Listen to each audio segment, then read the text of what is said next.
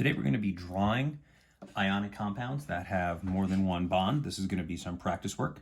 For this first column, you're going to need to use your crisscross method in order to predict the formula. You don't have to, but it's definitely the fastest and most efficient way. So I'm going to do a couple practice problems, and that's about it, and then you're going to do the rest. So for the first one, first thing you have to do is look up the oxidation states. K plus 1, F minus 1. I get them off the periodic table. We reduce, if possible, and then crisscross.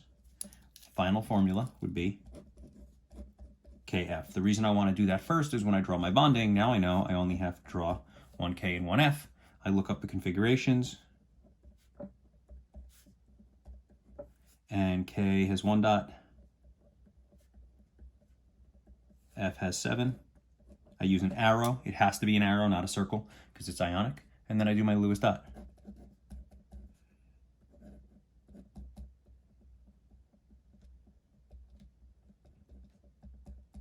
Again, I use an X to show the different electron, but you don't have to.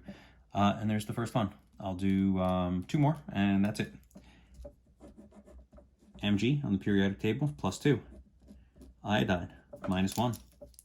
Ignore the charges. Reduce if possible. You can't. And crisscross. Formula, Mg, I2. And then what we do is we draw out the Mg, and then 2 iodines. Iodine has a long configuration. I am not going to write it out, but it has 7 valence electrons, and Mg only has 2. So what you're going to do is you're going to give 1 to Mg, to the I, and then 1 to the other I. When we clean it up, it's going to look like this. Mg plus 2, bracket, iodine, there's 2 of them. They went minus 1 each.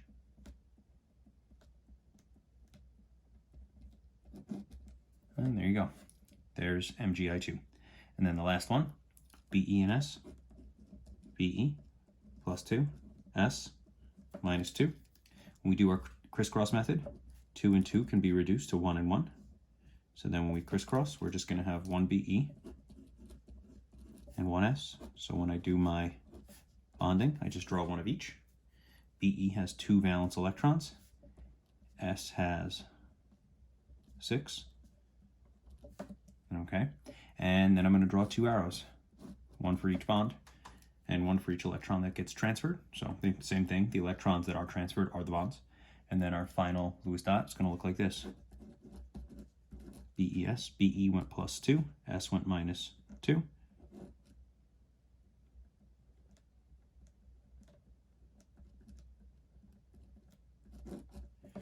Done.